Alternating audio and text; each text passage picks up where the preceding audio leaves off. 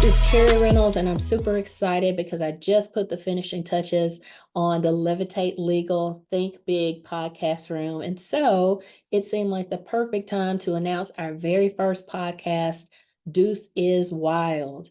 Deuce is Wild is all about Alabama's 2nd Congressional District race. This is truly a fascinating political race for anyone who follows campaigns, anyone that lives in this district.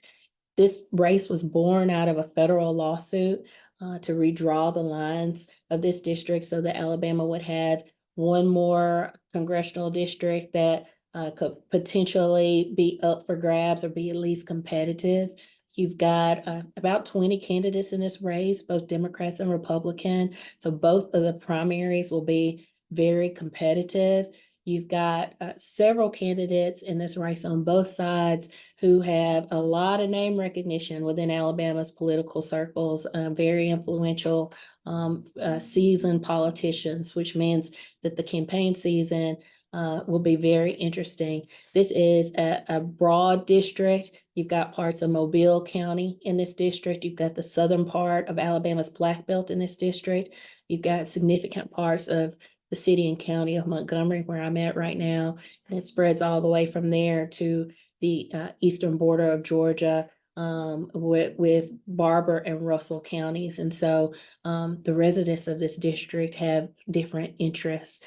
And so we think that this is important. This is an important conversation to have. This is a conversation that I'm having with many of my friends and colleagues anyway. And so we wanted to bring it out into the public. I do want to say this is not paid for by any particular party. This is not paid for by any particular company or any particular candidate.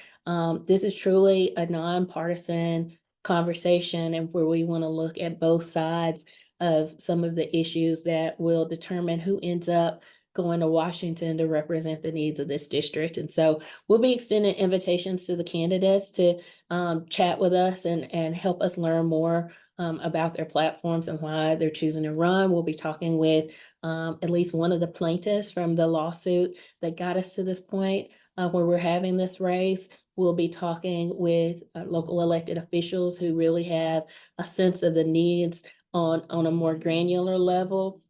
And then finally, we'll be talking to some politicos who can tell us more about what it will take for this group of about 20 folks to narrow themselves down to the one who can get the most votes and the most support in this district. So this is something I'm really excited about.